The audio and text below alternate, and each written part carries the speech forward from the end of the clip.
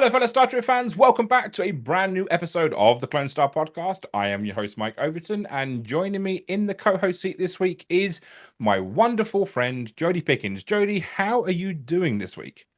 Hi, Mike. Doing great. Thank you. Well, I'm glad you're here because we've got a really incredible guest. Fresh from appearing in Section 31, we're joined by someone who's, well, not just an actor, but a national gymnast and someone who's been selected to perform at Cirque du Soleil while still in high school. Coming to us directly from South Africa is the most Irish of Vulcans, Sven Ruygrok. Sven, thank you so much for joining us this week. I don't know if the Irish people even appreciated that intro, Mike. It was written by an Irishman, so it must be. Did everyone hear that? Just good. But it's wonderful to join you, and really thank you so much for having me. No, honestly, thank you so much for joining us. So my first question really is, there is a quote attributed to you on IMDb that says, don't ask yourself what does the world need, ask yourself what makes you feel alive and do that. Because what the world needs more is more people who feel alive. Is this from you? Is it a philosophy that you subscribe to? Where did it come from? Great question. Who's it from? It's definitely not me. It is a quote. Who the author is, I cannot off the top of my head remember. Shocking. But it's definitely a philosophy that I prescribe to 100%. I do a lot of talks, and I'm sure we'll get into that with regards to teenagers and mental health. Yep. And one of my go-to, just really trying to reiterate this or get the message across, is we are lonely, surprisingly, in a world that is so connected. Yep. And often we end up doing things that are not urgent or important. And I just wish that people would come alive, because I am tired of seeing people dead behind their eyes. Yep. And that's what I want. I want to ignite passion again. And I don't mind. I don't care if it is Star Trek or Star Wars or Jenga or Play-Doh. Like, if those are your things, do them. But my request or my desire is that you do them with your whole being. Not just like, what will people think? It's a bit weird. It's a bit, no, do them, because that will make you come alive. And with that, your joy will spread. That seems very foundational to you. Like, this is passion. Yeah? I mean, yeah. Oh, yeah. So is that something that comes from your upbringing? Like, does it start there for you? Great question. I think, yes, partly upbringing, partly my faith background. So I grew up in South Africa, born and raised here, but my love really was, it was never acting. It was gymnastics. Started at the age of 3 years old. By the time I think I was, 10, 11, 12, somewhere there. I'm competing internationally, so a lot of international trips. I got to see the world. It opened my eyes. It was wonderful. However, there is a however, is that I didn't have much of that cheeky childhood. Part of me is incredibly grateful, because Sven would have gone off the rails very quickly. The other part is, like, I missed a little bit of my childhood. Like, I couldn't play school sports. I couldn't, you can't really do a lot of sleepovers, etc., because you're training. So by the time I was like that age, 10, 11, you're training like sometimes 4 hours a day, 6 hours a day, 6 days a week. That's your life, So you live, breathe, do gymnastics, and when there's time, school. But the philosophy in and of that is, like, don't do something that you don't love. Now, did I love it always? No. Gymnastics is, for anyone who's done gymnastics, they'll know, from the leotards that are highly uncomfortable to like calluses and sores and just failing often. It taught me perseverance and it taught me grit. And I was very grateful for that, because what ended up happening is I was overseas and I dislocated my knee. And I came back, and it was about the time that I had to discern. So I was finishing up my high school education. I had to discern, well, what are you going to study at university? And again, all my friends were like, doctor, lawyer, and they all just like knew what they wanted to do. And I envied that. Like, they just had their life set before them. I'm like, flip, I Like, I don't know, this was the plan. And now the plan is dislocated and I don't know. And storytelling was always part of my family. My grandmother, my nonna, was an incredible storyteller. My mom wanted to get into radio, and they told her to do something that would kind of aid her in being a great presenter. And they suggested take a drama degree, and she did. But she didn't go into the industry. But it was part of our upbringing of doing poetry and plays and recitals and getting into like the school play if you could. But there was never like, you will do this and you better go to rehearsals. It was just like something that you did. So I went into university going like, you know what? I'm going to give this thing a shot, right? What do? You just dress up and you say words. That's amazing. Epic. But through that, I started to find a bit of my vocation, a bit of myself, and I got to work on incredible projects with incredible people. But it was the love that people had for what they did that attracted me to them, because you can definitely see for who it is like a clocking in. It's just a job, another day, another dollar. Right. And the alternative was people who just lived it with great joy and would give everything just to be there. And then now on the other side, knowing the actor's life, the lifestyle is really hard. Yeah. Like, so those who come to set and bar all the preparation and are good and all, but are joyful and have a joyous spirit and a giving spirit and a generous spirit, I'm there. Sign me up. Mm-hmm. And that for me is the philosophy of part of life. Do you think then, I mean, because obviously it sounds like growing up, there's a very performative aspect, not just for you, but across your family. And then that ties in so much with gymnastics. There's a definite expectation of performing. Absolutely. So, I mean, you were kind of influenced into this by nature, I think, a bit then, obviously. Absolutely. Again, I think freedom is very important. And I didn't have like, you will do. I had free choice. I had, that great gift. Yeah, but of course, my environment influenced it. And again, shout out to teachers, because I don't think that they realize, and maybe they don't hear it often enough, you change the world. I'll repeat that for them. You changed the world. And it was teachers who changed mine.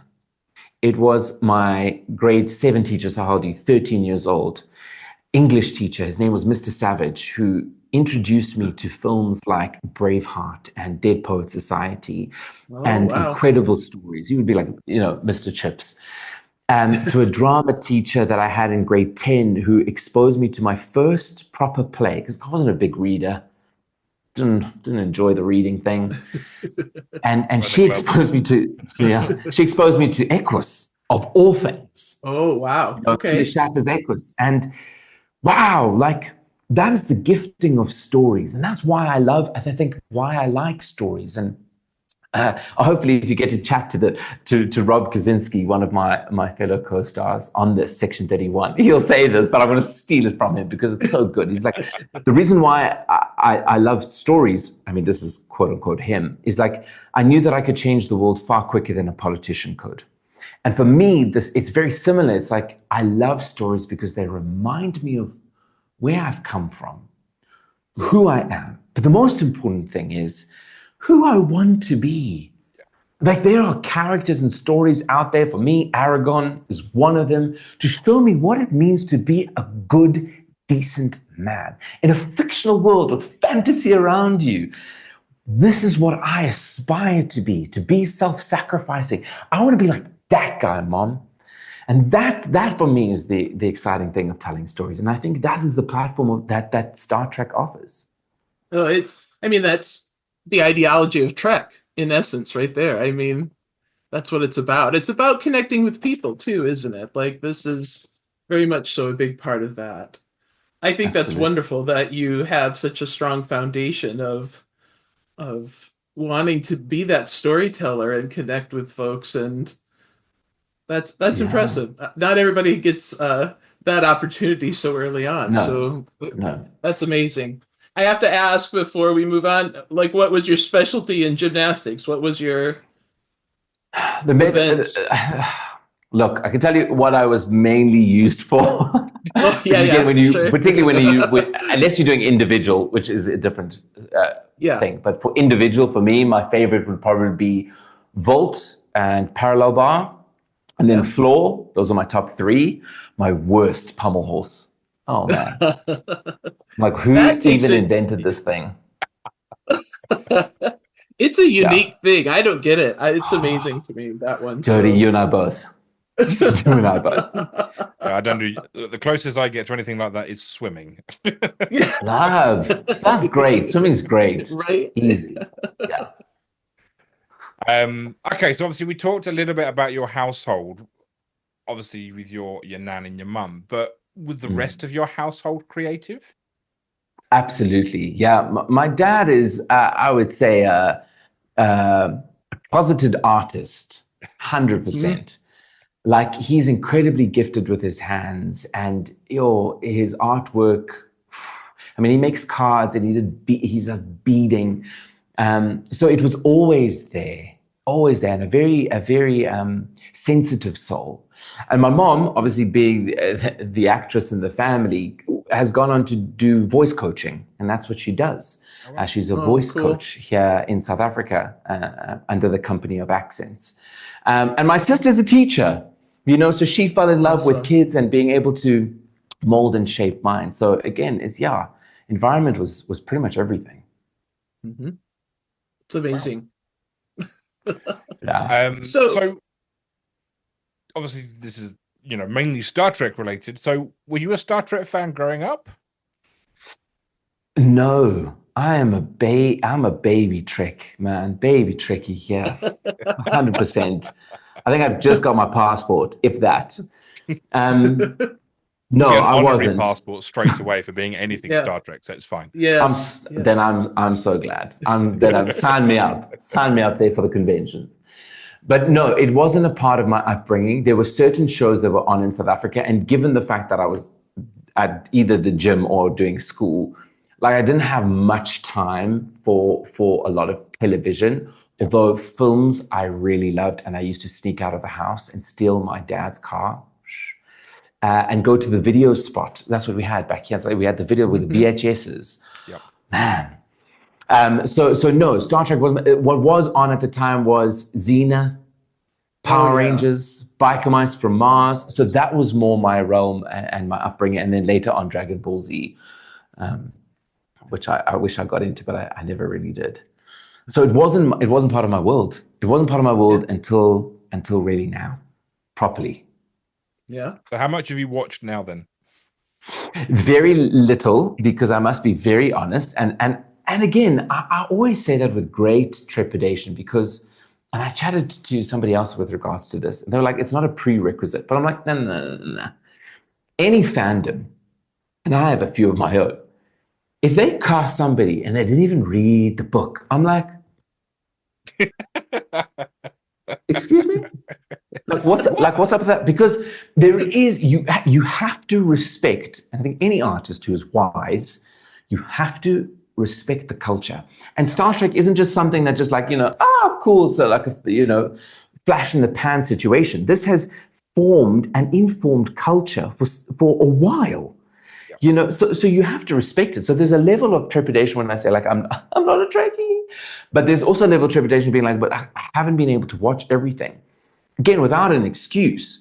The reality is, you can't watch everything. There's over 1,000 episodes. That's a lot of sitting on the sofa. I'm so glad you said that. Your words, not mine. But again, like for me, again, there is a value thing, and I have to place my time well. So I'm a dad. That's one of my great identities, and I'm a father of 5. So my household is busy. So in terms of time to be able to watch like 3 years worth of Star Trek, guys, I'm going to be honest with you. I'm sorry, I don't have that. But The good news is that this fandom is very accepting of all levels of Trekkie. So you being new to it Good. and limited to it, you're still very welcome and appreciated for your time in Trek. So you'll be Oh fine. man, It's I'm okay. glad. Okay. Phew. No worries. So So, you've had quite an interesting acting career. Mhm. You've worked with Orlando Bloom on Zulu. You've worked with John Mhm. Cleese on Spud. Mhm. Mhm. What are some of the lessons that you've learned from working with, people of that kind of caliber?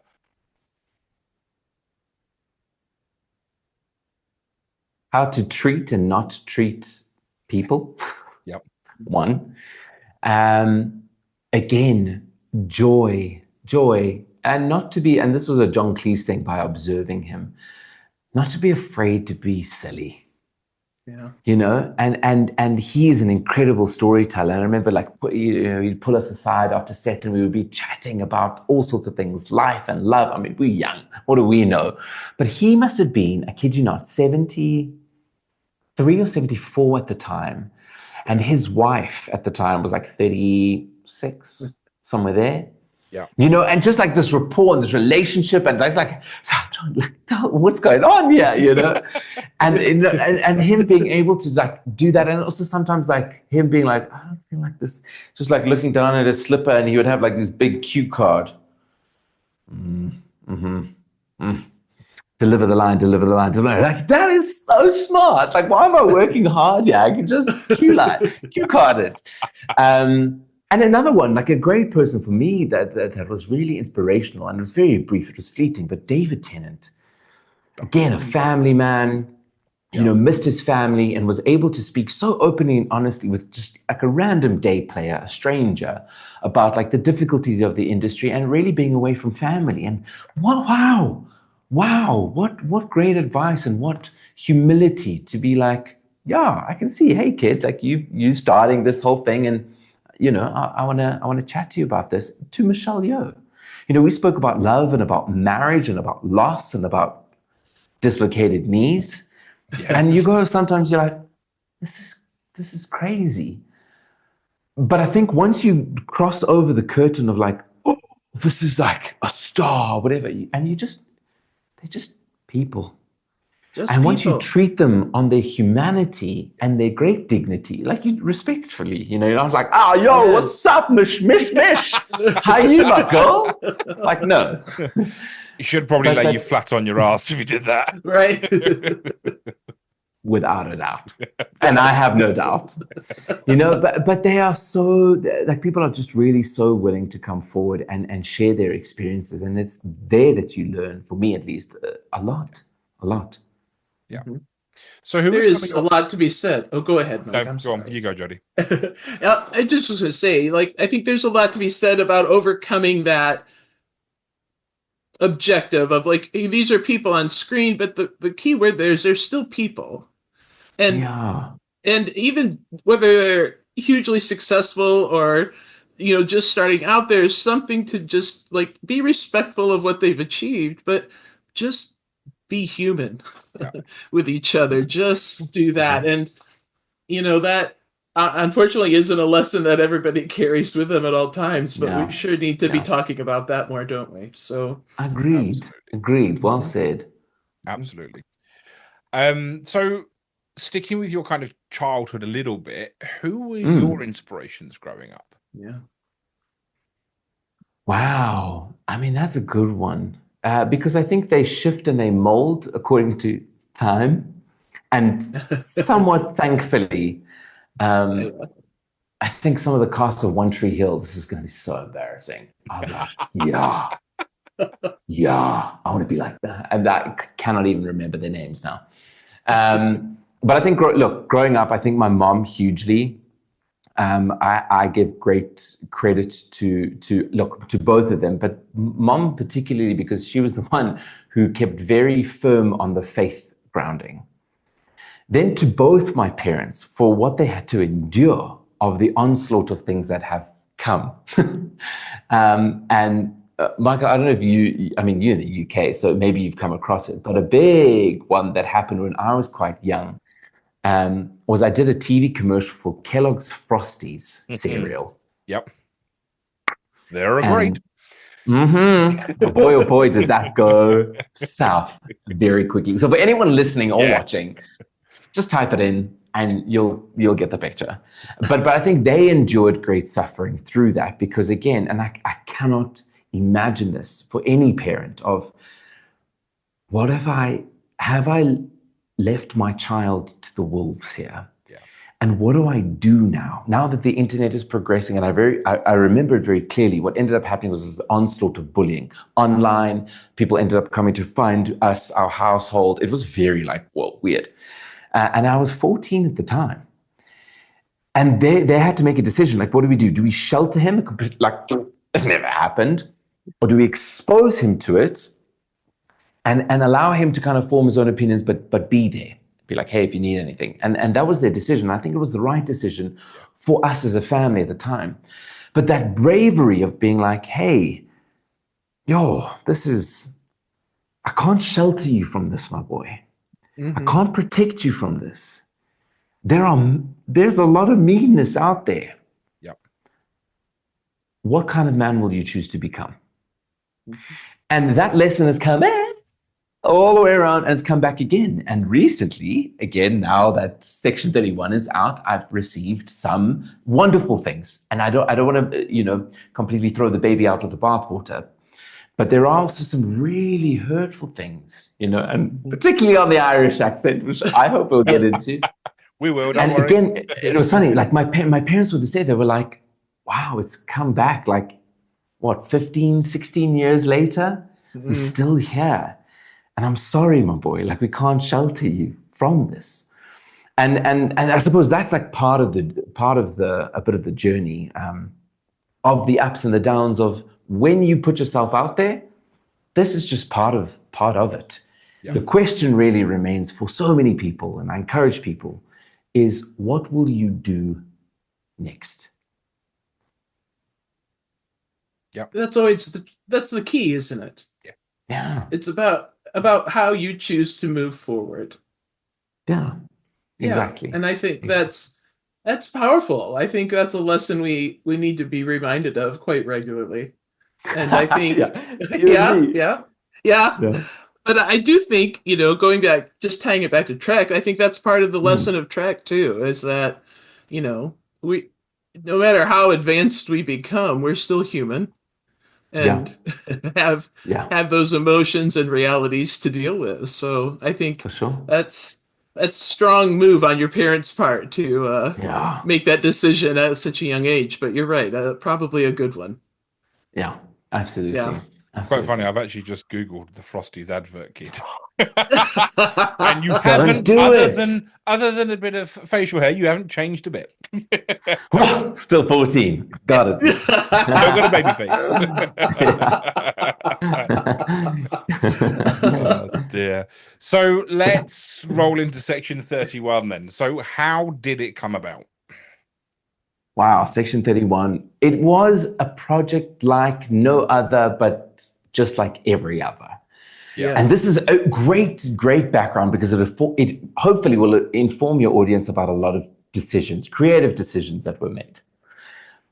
I was busy doing a play here in South Africa. We had just done it in Cape Town, and we traveled back up almost a year later, and we've done the run now in Johannesburg. Jokes, I lied, it was actually in Cape Town. Sorry. Mixed that up. And the play is written by a phenomenal Irish playwright by the name of Martin McDonagh. And most people will know him for things like In Bruges, Banshees of Inisherin. And the play was The Beauty Queen of Leenane. And the setting of these characters is in a very specific, very dialect-specific region in Ireland of Galway. So I was busy doing this play. I get the email, as every actor does, from the agent. Hi, self-tape requests, this date, whatever title that they give it, because it's never the title that it is. The only difference was it was shrouded in mystery. Literally, it came through some funky platform that I had never heard of, that you had to type in like your ID number and then it gives you a list of instructions. You have 48 hours to view this thing. If you screenshot it, it will self-destruct. If you open it up on another device, it will self-destruct. I was like sitting there backstage going like, what is this, Mission Impossible? 100%. I was like panicking. But the panic was like, if I open, because you're so curious, you know, you want to read like, what is this thing? But if I opened it, I was like, but then if I have to use my phone now for the slides, but I also need my phone to film. Like, I'm trying to think 10 steps ahead. Like, Sven, you're on now. Okay, we got to go do the beauty queen of Lynette. Like, so that is pretty much how it came. It was stock standard, nothing special. It came via my agents in South Africa. But there is a beautiful story there. And the story I found out a little bit later through Marjorie Simkin, the casting director, who's phenomenal. She every year told me that she goes to her mates, her single mate, in the UK. And she prides herself on casting the net far and wide to search for talent. And this friend in the UK is South African. And it dawned on her for the first, like, why have I never looked in South Africa? Fast forward, I get the email, is it going to blow up? I'm on stage, Beauty Queen of Lenan, and I submitted a self-tape. Plain, and the just like, man, guys, if I could spend all time talking about like the divine intervention that happened in order for me to make this audition, I think you would be flabbergasted. But the reality is, a friend of mine who was playing my brother on stage, because you need a reader. Yeah. And most of the times, my wife is my reader. You need a reader. My wife was busy working. At this stage, we got 4 kids. It's busy. I'm doing a play in the evenings. So I asked him, would you mind tomorrow coming to my house and just reading for me? And we were like oohing and ahhing because I'm like, literally, I'm doing a play now this evening. It means tomorrow morning, I'm filming. Yep. So I've got like less than, I don't even know, 8 hours, excluding sleep, to kind of put this piece together in my, what is sleep? Let's not even get there. And he came, we did the self-tape, and I auditioned for Quasi, the character of Quasi first. Okay. That's what I received. The next day, there were taxi strikes, basically transportation strikes, being burnt, etc. We didn't perform, whatever. So had he not been there, I would not have had him as a reader. I would not have had necessarily a reader at all to start. And then there's the audition thing, which I don't know if you'd like to hear it. It's totally up to you in terms of time. Go for it. We've got as much time as you want. That's right. Okay, so... You're regretting this now, aren't you? Yeah, I'm like, this is long. Okay. Part-time, I'm also teaching at a school. I teach like life skills, but also I was teaching a bit of acting. And these are young. We're talking like from the ages of 10 to 18. That's the age group. And I teach a bit of acting and we play and we explore, and I love it. I love it. So I was teaching there at a bit of the time. I was very close with the principal of this academy. And I got a call back for a completely different character that was Fuzz. And I'm reading this thing and I'm like, whew. And I think I had like, again, 48 hours to submit something. Submitted that. Then they got on a call and they were like, listen, we'd like to do a callback with the writer, director, producers, and casting director. And I'm like, oh, shucks. And because of the time difference, they in LA and Toronto, they're like, please, can we do 7 p.m. South African time? Now, for anyone who has children, 7 p.m. from 5 to like 8, it's just like crisis. Yep. You're just trying to figure out who you are, you know? So I'm like, what am I going to do? I'm like, you know what? And my wife's so smart. She's like, why don't you ask the principal if you could just go there and use a room? And then you don't have to worry about sound and noise and kids. And great idea. In South Africa, we also struggle with things like load shedding, which most people don't even know what that is, which is for periods of time, sometimes up to 4 hours, 12 hours, we are without electricity. So we have to figure out, how am I going to do this? How am I going to record this? Do I have Wi-Fi? Do I have internet? Is there a generator? Is there a backup? So I was planning this whole thing, and we had come into a whole arrangement that I was going to arrive. And why there is because they have a beautiful sound room. It's like padded with sound and everything. It's great space. I was like, this is going to be great. I'm going to set up my laptop. I'm going to set up my thing. I've got my lights. We even hired a security guard to be there in case, because it was supposed to go off at 8 p.m., the power.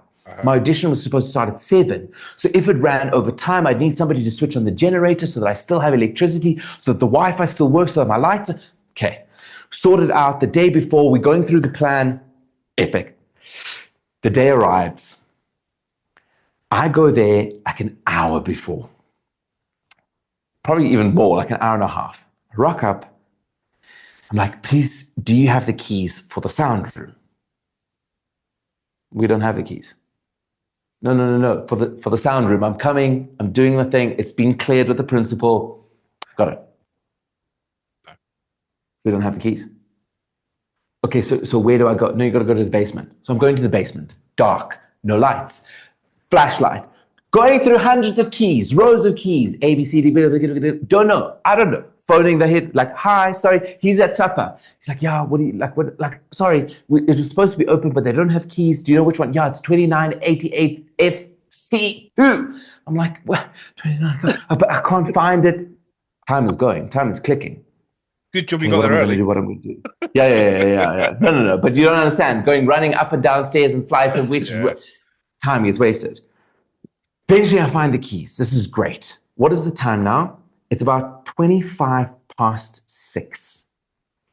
So I've got like 35 minutes. Okay. Open up the door. He comes running in. We like carrying the lights because the door's not open. So I'm frantically trying to set up my stuff. Where's this? Put up the tripod. Put up the lights.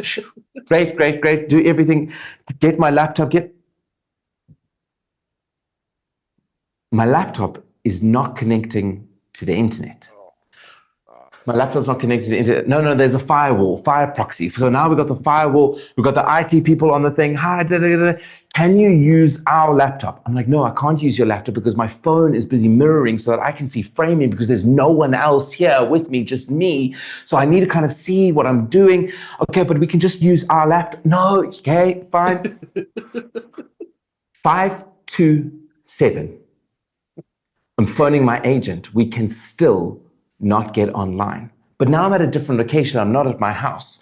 My wife and I phone each other. We're like, I'm coming home.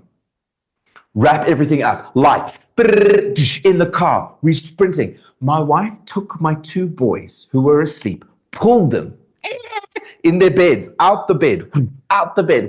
We made space. I almost hit the pillar driving in. She's helping me carrying lights in, etc. I log on. And because I can't speak to them directly, because again, there's like an 8-hour, 12-hour delay. I don't have their phone numbers to be like, hey, listen, bit of a crisis. I log on, open up. I'm sweating, like properly sweating. Everyone logs on and I see that they're there and I'm panting and I say, sorry, I'm late. And I just see everyone go, hey, Sven. The camera is turned backwards. So they're just seeing cupboard, like shocking cupboard and cable, and it's upside down. So now they have the joy and the privilege to see my armpits and everything that's happening as I flip and rotate the camera. And just everyone's like, no, it's not. It's the other way, Sven. It's, okay, yeah. Eventually, I can the phone. The phone is gone. I can't see. I just use my laptop and we Zoom. And thus was my audition for Star Trek Section 31. Please tell me you're making that into a film or something. Yeah, like no, we need as I'm saying it, I'm getting PTSD. Like I'm like, no, too early. There can be trauma associated with auditioning. Then is what I'm getting from this. Jodi, trauma is light. I think that's a very light way to put it. Yeah, casualties, emergency wards. Are you still having the nightmares? Right. Clearly. Yes. Yeah. The answer is yes. Yeah. So, that's you're not gonna ever forget that one. No. That's a pretty epic start into Section 31, though. I'll give you that. That's memorable. Welcome to Star Trek. Right. Well, here you go. Yeah. Well, it went well, obviously. Yeah. I Yeah. it worked Clearly, out. all things crossed. Yeah. Okay, so you've auditioned, but what was it about Yes. the role that kind of appealed to you? Because you said you initially went for Quasi. Yes. Did you then have to re-audition or reread for Fuzz? I had to reread, so I auditioned then for Fuzz, and then the callback was for Fuzz again. And on that night, we played in terms of accent. I think the appealing thing was even trying to read the sides. It was a microscopic organism driving a Vulcan conveyance, and they having dialogue, with themselves and with other people at the same time. Yeah. I was like, this is wild. And in that play, in that frenetic chaos that was the audition, I played with accents. So there was Irish in there was South African in there was British in there was American in there. And I think the appeal was that there was just so much chaos going on that who would turn that down? Like that is exciting. It's not just your straight linear, like I've got like my moral issues and I have my little arc. This character is wonky, emotional spectrum all over the place. Yep. Right. What a joy to create. And then you end up playing his wife. Right. Right. Yeah. And then I was thinking about that. Yeah. I was thinking about that though. You're not a one-dimensional character in this show by any means. No. And I think that has to be both challenging and appealing to an actor because it presents its own challenges, right? 100%. Because again, like, even if it's just one, like, again, I have respect for people who do multiple things. Even if it's just one, I'm like, hats off. But doing three entities, 3 bodies, 3 personalities, 3 personas, 3 dialects, 3 different characters, 3 different thoughts, 3 different desires, passions. You know, I wouldn't want to leave it on the floor as by chance. Like, you know what? Let me rock up today and just be like, you know what I feel like doing? I just feel like doing a really bad Irish accent. Let's try that, shall we? You know, like it was really thought through and it was structured and there was ideas and there was conversations that were had. And, you know, I appeal to your listeners as well to know that there was so much love and thought that was in the character of Fuzz. Whether or not he made it onto screen, man, different, you know, people will differ there, but definitely a lot of thought. And that was the exciting part. That was the adventure. But definitely it was not by chance. It was definitely not up, you know, left to like the flavor of the day or the hour. It was really curated. Yeah. So obviously let's talk about that Irish accent and the Velkins. Oh yeah. So right, so this obviously comes directly from Show, who is obviously Irish. What did you base the Irish accent on? And is it the first time that you've tried an Irish accent? Okay, so good. So firstly, I think I'm gonna start with deep respect and admiration, because if I have offended anyone, I'm really sorry. That was never obviously the intention to go in with malintent to be like, you know what? I'm gonna stuff the entire nation over. I'm gonna do a really bad accent. Let's do that. It came from a process of a kaleidoscope of worlds and opportunity coming together at the same time. So given the fact that I was busy doing this Irish play with an Irish accent that is dialect and regional specific to Galway, what ended up happening is by the time because the script was continuously in motion and in flow, what you see now is not what it was. Right. So there was a lot of changes that happened. But the conversation was, and I had this conversation early with our director, Olatunde. I'm happy to play with accents, but never at the cost of people, which is a bit unfortunate because I think that's what ended up happening. Never at the cost of people. And then I gave him some of my reservations. One, I was very clear that I did not want to do South African. I am South African. That is my accent. Why not just do your accent, Sven? For a couple of reasons. Thought through. The sound of a South African accent to a global audience is not very well known, particularly on screen. So again, what is an accent? Whole other conversation. Two, a South African accent, and there are a few, and I'm very scared, but I'm going to, you guys can just hold me in this space, please. But without being, I'm generalizing here. We in South Africa, we have 12 official languages. 12. So we are a melting pot. We call the Rainbow Nation for a reason here. Mm-hmm. So accents and dialects has to do with culture, upbringing, background, history, you name it. The thought here was, knowing who he is and where he goes, I do not want to lure people into the fact of like, wait, where's he? That's a bit...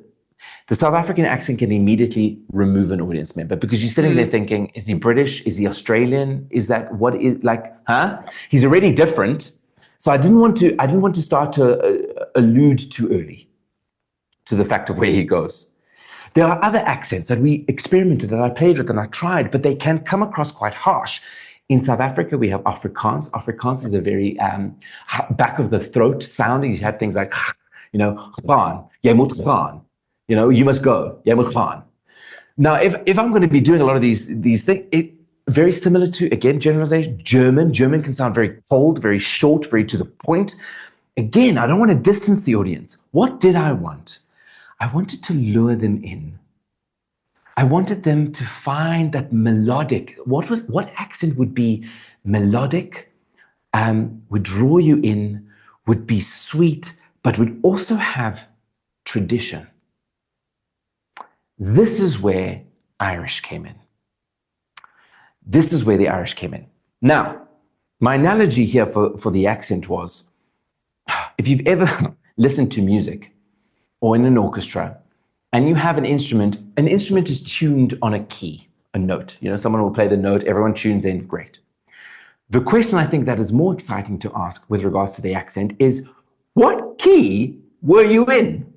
Because if you're just saying it's an Irish accent, the reality is no, because again, that's a very standard accent. Like, what is that? What even is that? And yes, we have RP, we have standard American, cool. But there's always flavor and tone and tonality, etc. So what was the key, Sven? Aha, comes in full circle. Beauty Queen of Lenan. I get the script in December. I left in the 6th of January. So a very short prep time. I watched the Banshees of Inisherin. Who do I see? None other than a wonderful, phenomenal actress, Kerry Condon. Yep. Kerry Condon is a very specific tune. And it fell into place when I heard an interview, not watching the Banshees of Inisherin, because again, that's kind of heightened reality. An interview of her daily speech. And there, it was the drawl sounds. It was the melody. Again, and if I'm going to go there. If you're just speaking in an Irish accent, you don't have to overdo it. You can just go short. It doesn't have to be like that. You just go short. She rides the waves. Yep. She really brings so she would go short, long. Man, this is really long. And it's beautiful because it sat with me to be like, there he is. I want that melody. I want that sing. So she was my ear. She was my tune. And I'd love to play this clip and I'll send it to you guys. So please play it if you can. Play it on your podcast. And I'd love your listeners to tune in. Oh, I suppose, a good one. I learned it and I was also told it. So it's kind of frequently come into my mind and, multiple times. And it's a big one. Like, you have to be prepared to make it a fool of yourself. She's the only one who knows what we're dealing with. Yeah, well, so she says, little bro. Little? I'm reciting the names of me hatchlings. Since one of you is going to murder. Now knowing where she is, where I'm from, and again, no, not at one stage was I like, okay, I'm playing two people. You know what? Stuff it up, Sven. Just do whatever comes naturally on the day. There was deep thought and deep process. And we even had the discussion of the universal translator. Yep. You know, come on, you've got this universal translator. And what people don't know is that I'm also playing Nanokin. I'm in a tiny shuttle, 2 by 2 meters. It's tiny space. I'm in full prosthetics from the ribs up. I had this whole world that I created for him. I mean, based on like movement and stuff. There was a dialogue that I had that if you listen again, you'll kind of hear a little bit was kept, but it was an entire world of like Alvin meets Afrikaans meets Latin for this guy. And it was like, and I'm moving like this, and I'm doing all of these things. And I was imagining also like the universal translator is picking up on tone, pitch, tonality. And I don't know if it's happened with you, but it's definitely happened with me, with either Siri or Alexa, where you try and say something, and because of your tone, because of your accent, regional, whatever, it picks things up and it just messes them out. Mm-hmm. And what an interesting thing, because you go like, come on. There's so much logic here. Why was he Irish and his wife is like down Texan Southern? What's up with that? I don't know about you, but my wife and I can say very similar sentences to Siri and we get very different answers. But also there was this thought of like, hey, let's not go into the universal translate. You could also have skins. You know, again, you're confounded by the Vulcan. Sorry, this is stock standard. You bought it, here it comes. But you can change the skin. You can change the hair color. You can change the clothes. You can change the voice. Mm-hmm. How cool is that? You could go, beep, beep, beep, boop. That's the flavor of ice cream I am today. So again, to your audience, I'm so sorry. Because the what I didn't want sounds like it was exactly what ended up happening, which people went, what? And now all you're thinking about, where the heck is this guy from? But the thought, and really, I want to stress this, is that so much love and thought and attention to detail and conversations and emails and voice notes and podcasts were had, and a lot of Kerry content was listened to be able to bring something to life that I thought would be unique, alluring, interesting, but immediately off the bat, he's laughing. He's a Vulcan that is not just like, Oh, yeah. He is in hysterics. So there needs to be this juxtaposition of this feels odd. So that was my very long explanation of the accent. I have to say this, though, too, because, like, when I first heard and saw, like, I'm like, an Irish Vulcan. This was new. And I was kind of like, this got my attention, right? The very first time I saw it. So kudos to you and the team that dreamt that up, because that was attention grabbing and made me want to pay attention. Now, in your defense, we do not have a good history in Star Trek with Irish accents. Ooh, no. It is bad. Yeah. It is so bad. And so that Irish choice was setting you up for failure a little bit, because there's a stigma in Trek, that we carry. Both myself and Show last week, we interviewed Brandon Braga, who was producer, writer of Voyager. And we discussed Fairhaven a little bit with that one, because obviously that's quite a big part of the Irish accent in Star Trek. Yeah. And that was like, again, I'm a sensitive soul. So to hear somebody say like, "You owe my country a formal apology," like I don't take that lightly. Do you know what I mean? Right. Because again, like you don't want to come there with at the expense of someone being like, this is offensive. Yeah. And again, that like I have to say sorry and apologize. Like we made choices, and this is where we are. I think that it is good that you're able to explain the process that you had to go through to do that, because I think it's far too easy for those of us sitting on the receiving end of a finished product to make a quick judgment and not look that there's more to this than just showing up and reading off the cuff. So I think that will go far. like a desperation to try and be different, like, oh, okay, everyone, let's be different. I mean, there was, and this is also maybe important to just mention, there was a conversation, because I mean, even in this, there are so many accents. Yeah. We've got British, we've got your American, but again, your American is like, you've got Omari Hardwick American, and then you've got Michelle Yeoh, which is international, Hong Kong based, Yep. Then you've got Mel, who's like Latina, like she's bringing the flavor here. So you've got this South African Irish thing that's happening. So there was so much, but there was a conversation of, we wanted the feel of this team coming together from all corners of the globe to unite for a very specific thing. So we wanted that flavor. But I also must say that, again, early on, I didn't pitch just Irish. I pitched strongly for American, because, again, I didn't want it to stand out. So when he was Vulcan, I wanted it to be easy, off the cuff, every day, your boy next door. And then when we saw the Nanakin, then we could start to play there.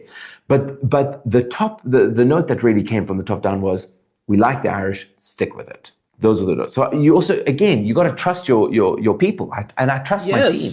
Yeah. Absolutely. Yep. No, exactly. So, accents apart, would you like to return to the Star Trek universe again? Absolutely, without a doubt, guys, without a doubt. And not for like making a film and what it means as an actor and like shame you need it. I mean, I do need it. Right. I'd like to maybe bring your audience in on a story which summarizes what Star Trek is. Because again, as a baby Trekkie, like, what is that? And there's a couple of things. Two stories. Story one was, and this I held so dear throughout the filming and even in press, because we knew it was coming. And they knew it was coming early on. Make no qualms, we were warned. That the team in Olatunde, etc., they really went to work at this, because again, this was a TV series. Yeah. There was so much that was left on the cutting floor. Guys, so much that had meat and flavor and character and a little bit of understanding who all these people were, because you see them quickly and then you're like, I didn't really spend any, at least enough, for me, I didn't feel like I felt enough time with this team, that we'd been on, operation after operation for years, for a while, or knew, and who was new, who wasn't, who was ranked where.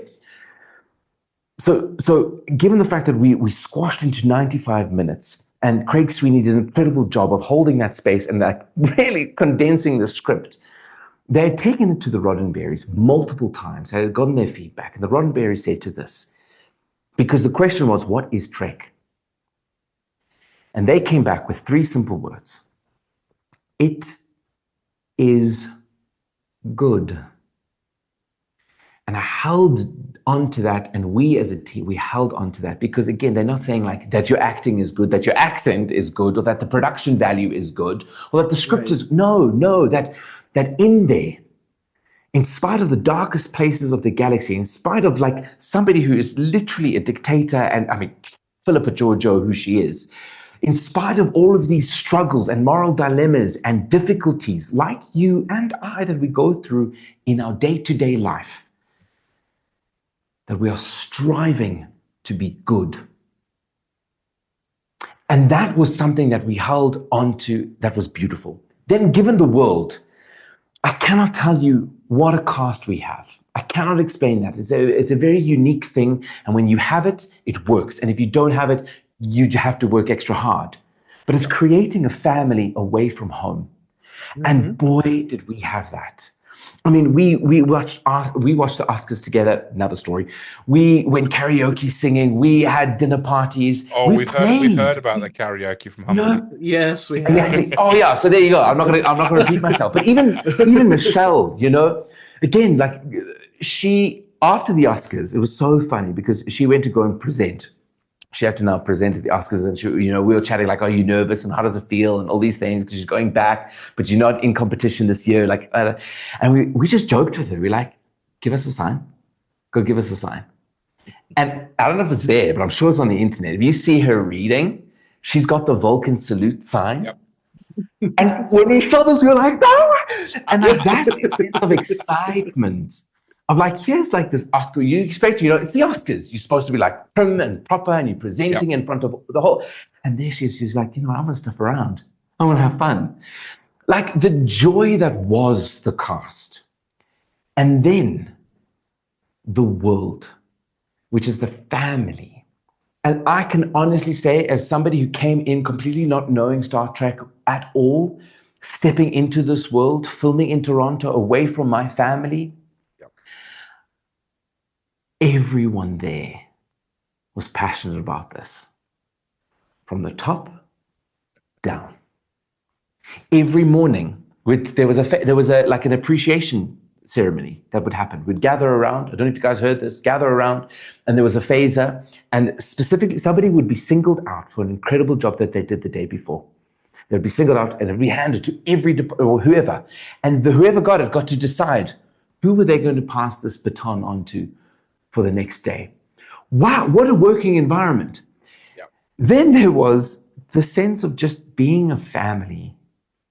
And here's my story, and you guys are going to laugh at me. I know you are, because I just don't know. But living in Toronto, there you are, attached to like our hotel was a gym, and I like being physical, I like being active. It helps my mental space. I'm there at the gym, an elderly gentleman and I, we're heading towards the exit, and we both, when you both go for the door at the same time, and then it's that awkward, like, no, you go, please, sir. No, you. And then you don't know what to do, and you end up still going both at the same time. You're like, ugh. We hit the elevator, and you're waiting for the elevator. You don't know what to say to each other, and it's like, and I there's something familiar about this person, but I can't quite clock it. Get into the lift, up we go. Still, awkward silence. He puts on a cap, says Star Trek. And I'm like, that's interesting. Okay.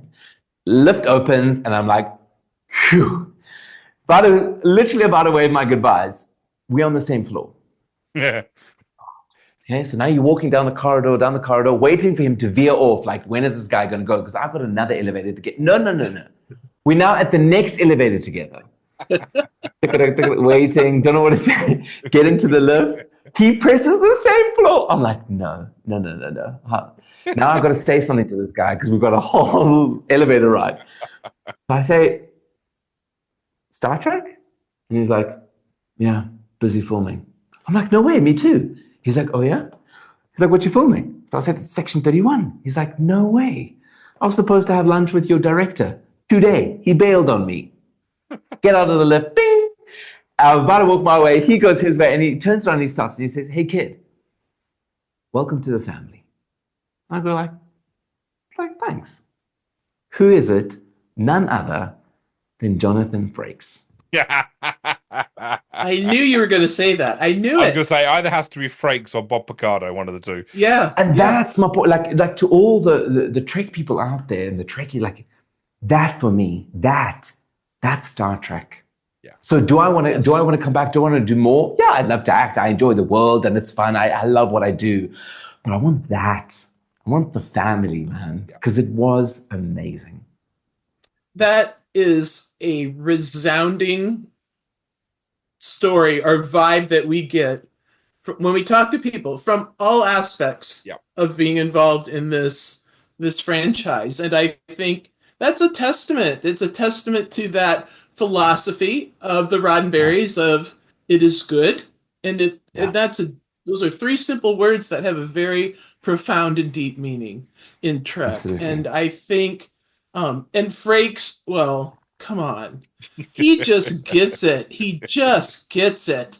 He knows Trek on all sides, and I think that's beautiful and amazing, and I love that it was awkward for you. Sorry, Jonathan. Yeah. That's a great Frakes story. People are going to love that. They're going to love that. Yeah. Love a good Frakes story. Oh, come on. Well, when I was in Vegas, he was there, and it was really annoying because the queue for his table, he was at a door, like a fire door, and they ended up having to open the fire door so people could queue down, and then down the main corridor. And I'm going, right, I need to, because I've never met him, and I have a special piece that needed autographing. So I was like, right, so I'm going to sit there and wait, and we're waiting and we're waiting, and we'll go, this queue is not moving. And it's just like, so then we're starting, 40 minutes have gone by, we all start sitting on the floor, and then John Delancey walks past. And he goes, I'll tell him you're waiting. And I go, okay, fine, whatever. And then Rob Picardo walks past and goes, the Frakes queue. Every time. And yeah, it turns out he'd gone to go and do a photo shoot. But when we got there and finally, we came back a few hours later and we got there and that. And he goes, I've hurt my back. So any photos, you're going to have to come round the table. Well, I later found out how he hurt his back. And that was on an episode of Discovery. Well, he'd additionally hurt his back. On an episode of Discovery, Orville Cummings, who plays one of the bridge crew, after a take, jumped into his arms. And of course he caught him and it done his back in. So they were kind of like sitting sort of within eye shot of each other. And you could just see Orville's kind of like, I did that. Trying Yeah, not get an eye shot. It was just so that his line could actually be a little bit longer. You know, Yeah. I can't get a picture with him, but you can get pictures with me. It was a lot of fun because I got to chat with him, and then of course I had to go round the back of his table, kneel down. So I have a great photo of that. With Wonderful. Nice.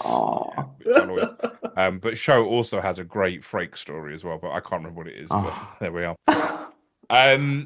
So how does it now feel that you are officially part of the Star Trek universe and family? Humbling. I think humbling is the best way to put it. Just like what a special project with special people. Yep. And beyond just who I dealt with, it's who I now continue to deal with, whether that be online, social media. Like really blessed and honored to be a part of it. That's the best way to describe it. That's great. And then, if you could play any Star Trek character ever, who would you want to play?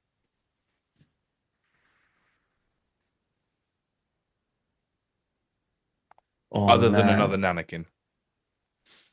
Yeah, other than another Nanakin. I think. Oh, wow, that's a really great question. Oh, man, there's so many. There's like names that are coming in, but I want to mess them up. We'll help. It's okay. It's fine. Who's Quark? Quark, yeah. Quark. Yeah. Yeah. Yeah, I think you'd make You a liked great Quark. You'd make a great Quark. Yeah, you'd make a great Quark. Yeah. There we go. There we go. I see him. I love that. I love that. There's something there. You kind of hinted a little bit of Quark as the nano, whatever that was. Yeah. I feel like he had that angsty side of Quark to him. That was good. 100%. 100%. I do want to ask you a little bit about because apart from acting, as we talked about a little bit earlier, but you do have this like speaking and life coaching side of what you do. Can you talk a little bit about that? Yeah, sure. So I've been doing motivational talks around South Africa and around the country for over a decade. What is the purpose? Look, it came from a film. That's really how it all started. But the purpose is to inspire hope again. Very similar to Star Trek, inspire hope again, because in these over a decade now that I've been doing this, I don't see it getting better. And my target audience is really those age groups of like 10 years old to 18. And then young adult going into your professional life. That's more where the life coaching comes in. Is people are lost. They have no idea who they are and where they are going. And like any boat that is rudderless without a captain, if you just put the motor on and you just left it per chance, that's what ends up happening. Is they're drifting left, right, center, everything in between, and they're like. The waves are rough out there. The current is deep and strong. and they're not yet equipped to handle what life is because they're not well formed. So the purpose of these talks is, and I focus really on bullying, cyberbullying, big one, body image issues.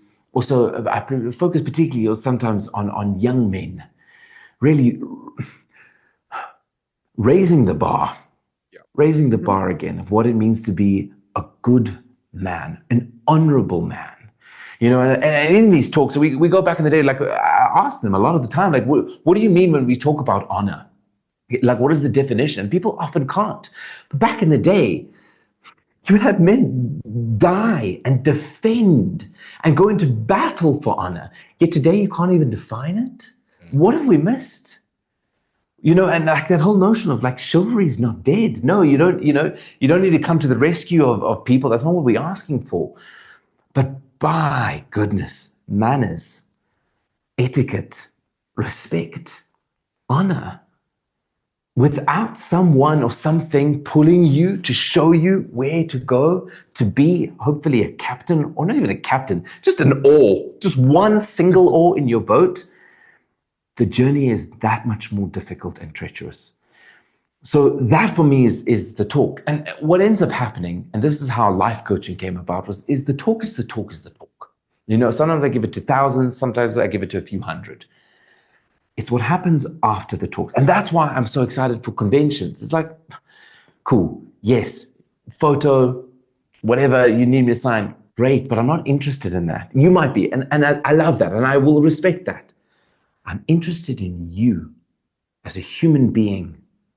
I'm interested in your heart. How was your day? And don't give me this airy-fairy, really good. No. How was the conversation with mom and dad? Are they still together? How's your life like at home? What's going on at school? How's your friendships? What platforms are you on? What games are you playing? Like, this shapes and forms your world. And as we had discussed early on, like, my environment shaped who I am. And like, let's not think that it is just, a device. No, it's far more than devices. So it was in the one-on-one conversations that ended up happening that I was ill-equipped to help them. So then I went on training course, became a life coach. And the difficulty with life coaches, they get a bad rep, is because anyone can just claim to be a life coach. Yeah. But really my focus is cognitive behavioral therapy. And I thought to myself, I have been the great beneficiary of such. Imagine if teenagers could experience this, where I'm not here to solve your problem, and I'm not going to. If you want it and you desire the change, you better work for it. I'm here to help you. I will be your board, your sounding board. We can bounce ideas off of, but it's practical. I don't want you to be in my chair. Like, that's not where you stay. Like, I want you out there in the world, fighting and slaying those dragons. That's what you were created for. But sometimes you just need a helping hand. We all do. I do. Like, I didn't get here by chance. I'm standing on the shoulders of multiple people who have helped me, coached me, guided me, mentored me, said a comment to me, hugged me. No man is an island. We are here because we live to serve, and there is a community here. So for me, the life coaching and all of that stuff is really coming down to people are lonely, people are isolated, a lot of people are scared, and they have no one to turn to. And I would be very careful who they consider, and I often challenge them. Who is your role model and why? And we need more role models. We do. And I think what is so beautiful about everything you just said is it foundationally ties into the heart of what Trek wants to be. And I think that's a wonderful pairing, because I think we're very lucky in the fandom and in the Trek family. I think of people like Michelle Hurd, who's very outspoken about mental health and wellness of the soul, and several others. I mean, even outside of the Star Trek world, Amanda Tapping from the Stargate universe has really done a huge focus on mental health and well-being in the fandoms across the board. And I think the more we talk about that, the more that message is received and heard. And I do hope that you can find yourself at a convention and on a panel talking about this with folks, because I think we need to talk about it more. And especially with young people, I'm an auntie to a slew of young people aging from 8 to 24, and it is a challenge for them in this world now, in this era of easy accessibility to the world through online and navigating a pandemic. I mean, there's been a lot of change they have experienced, and every country has their own challenges politically too that impact these young folks. So I appreciate your philosophy and your focus on that, because it's important. These young people need us, and I think I hope that Trek continues to bring young people to the fandom, and I hope messages like yours still resonate to them and help them see that there are other options out there. So I appreciate that. Thank you. Yeah. Oh, pleasure. So, Sven, what's next for you? Yeah. Wow. Look, I'm incredibly passionate about what I do. I love what I do, and I cannot wait to work more. At the moment, probably the next thing is we finished shooting season 2 of One Piece, so maybe people will see me there for a spit and a polish. But next for me is about, I would say, re-navigating after every project, re-navigating where my career is going and being intentional about it. Yep. You know, for a long period of my career thus far, and I found this quite funny, but when I went to the States once, they were like, what kind of like actor are you? I was like, what do you mean? They're like, do you do like drama, comedy? And I was like, you get to choose. I'm like, listen, you take whatever comes your way, you know? But I think like my desire is to tell great stories. I miss the good stories that have heart, the good stories that have impact, the good stories that make you think, the good stories that make you work. You know, you don't just sit there and go, pew, pew, pew, bang, bang, bang. That was lovely, you know? And yes, there's space, don't get me wrong, there's space for entertainment, no problem. But for me going forward, I want to work with incredible filmmakers, passionate filmmakers who have a very clear vision and they know what they want to say. Yeah. That's where I want to be. I want to be working, and I want to be working with great people. And I love the collaboration process. Like without that, like why do it? Yeah. I mean, I've got enough acting here at home with 5 kids. I've got that. You know?